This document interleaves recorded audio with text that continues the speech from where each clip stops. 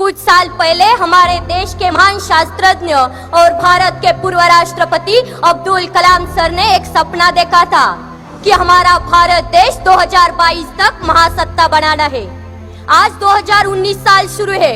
मुझे नहीं पता कि 3 साल में हम महासत्ता बन सकेंगे या नहीं, लेकिन देश में बार बार होने वाले चुनाव, उनकी वजह से बर्बाद होने वाले समय, पैसे और निर्माण होने वाली अस्थिरता की वजह से हमारे देश को महासत्ता बनने में बड़ी रुकावट है, जिसको चाहे तो हम दूर कर सकते हैं एक देश एक चुनाव संकल्पना के माध्यम से।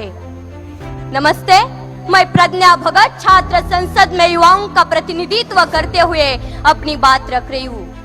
2009 के लोकसभा चुनाव में चुनाव आयोग द्वारा खर्च हुई रकम थी 1700 करोड़।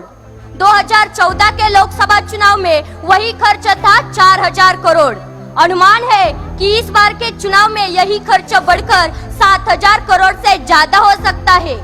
ये सभी लोकसभा चुनाव के खर्च के आंकड़े हैं। बाकी हमारे देश में विधानसभा चुनाव और कई तरह के चुनाव होते हैं, जिसमें होने वाला सरकारी खर्च लोकसभा चुनाव से कई गुना ज्यादा होगा।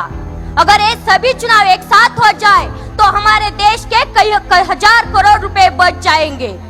हमारे देश में जब विधानसभा चुनाव होते हैं तब देश के बहुत से केंद्रीय मंत्रीगण, यहाँ तक कि प्रधानमंत्री तक, सब नेता अपनी अपनी पार्टी के लिए चुनावी रैलियों में जाते हैं, जबकि उन्हें 5 साल देश के लोगों की समस्याएं सुलझाने के लिए चुना गया होता है।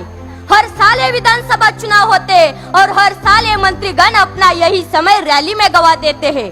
अगर एक देश एक चुनाव संकल्पना साकार हो जाए तो बाकी चुनावों के कार्यक्रम विपरीत हो जाएंगे।